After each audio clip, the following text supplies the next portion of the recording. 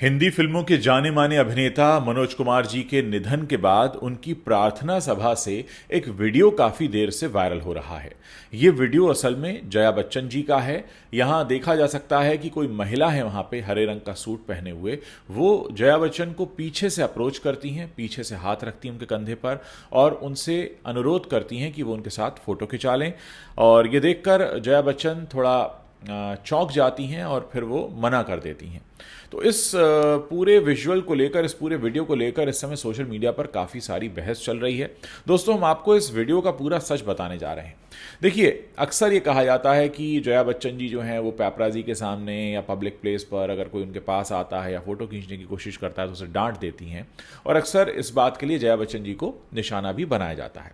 लेकिन यहाँ शायद पहली बार ऐसा हुआ है कि वो पूरी तरह से सही हैं। देखिए, जया बच्चन वहाँ पहुंची थी एक शोक सभा में, प्रार्थना सभा में, और वहाँ का माहौल ऐसा नहीं होता कि आप किसी के साथ हंसें, खिलखिलाएं, फोटो खिंचाएं। वो कोई मौका भी नहीं होता है। लेकिन फिर भी उन्हें अप्रोच किया गया। अच्छा, उन्हें अप्रोच भी पीछे से किया गया। उनके सामने से कोई नहीं आता बल्कि पीछे से हाथ लगाता है। और उनके बारे में अक्सर ये कहा जाता रहा है कि वो क्लॉस्ट्रोफोबिक हैं, वो बहुत ज़्यादा भीड़ के बीच परेशान हो जाती हैं, उनको अच्छा नहीं लगता कि कोई बहुत ज़्यादा उनके पास आए, नज़दीक आए, और इसीलिए वो पैप्स को भी अक्सर कहती रहती हैं।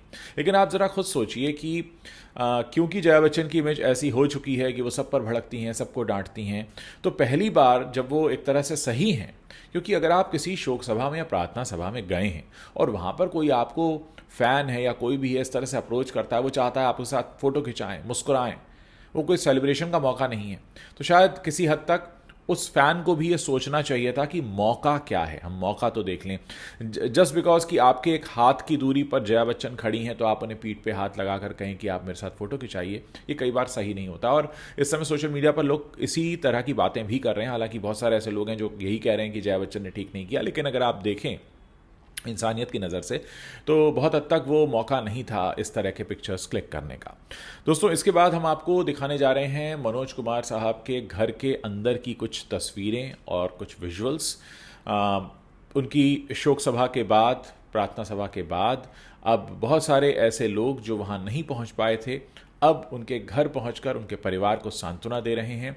इन तस्वीरों में आप देख पाएंगे नितिन मुकेश को, जो कि सिंगर मुकेश जी के बेटे हैं, या यूं कहें कि नील नितिन मुकेश के पापा हैं। वो मनोज कुमार जी के गाने गाकर उनको याद कर रहे हैं, उनकी फिल्मों में जिस तरह का संगीत था। आप इन तस्वीरों में देख सकते हैं टीना अंबानी जी को, आप इन तस्वीरों में देख सकते हैं पॉलिटिशियन प्रफुल्ल पटेल को। तो इस तरह से कई सारे लोग जो हैं वो धीरे धीरे उनके घर पहुंचकर अपनी तरफ से पहुंच रहे हैं और शोक जता रहे हैं। और सबसे ज़्यादा ज़रूरत ऐसे में होती है कि परिवार को ये महसूस कराया जाए कि वो अकेले नहीं है। किसी के भी घर में अगर कोई गुजर जाता है तो पहली कोशिश यही होती है सब लोगों की कि आप वहाँ सांत्वना देने जाते हैं, कॉन्डोलेंस देने जाते हैं, और ये सिलसिला अंदर का चल रहा है। एक्सक्लूसिव तस्वीरें हैं जो हमारे पास आई थी, जो हम आपको दिखा रहे हैं, और उम्मीद करते हैं कि बॉलीवुड मनोज कुमार साहब के योगदान को बिल्कुल भूलेगा नहीं, बल्कि उनसे जो सीखने जैसी चीज़ें हैं वो ज़रूर सीखेगा। देशभक्ति की फिल्मों के ज़रिए उन्होंने कैसे लोगों के बीच में एक जगह बनाई, और लंबे समय से वो काम करना छोड़ चुके थे, फिर भी किस तरह से उनका काम आज भी याद किया जाता है। उनकी फिल्मों के गाने हों या फिल्में हों, अभी भी देखी जाती हैं, अभी भी बात की जाती हैं। तो दोस्तों, उम्मीद करते हैं कि मनोज कुमार जी की आत्मा को ईश्वर शांति प्रदान करे, और उनका जो शोक संतप्त परिवार है उसे इतनी शक्ति प्रदान करे कि इतने बड़े लॉस से बाहर आने में उन्हें पूरी की पूरी शक्ति मिले। और उम्मीद करते हैं कि मनोज कुमार जी से बॉलीवुड और हमारे समाज के लोग कुछ सीखने की कोशिश ज़रूर करेंगे।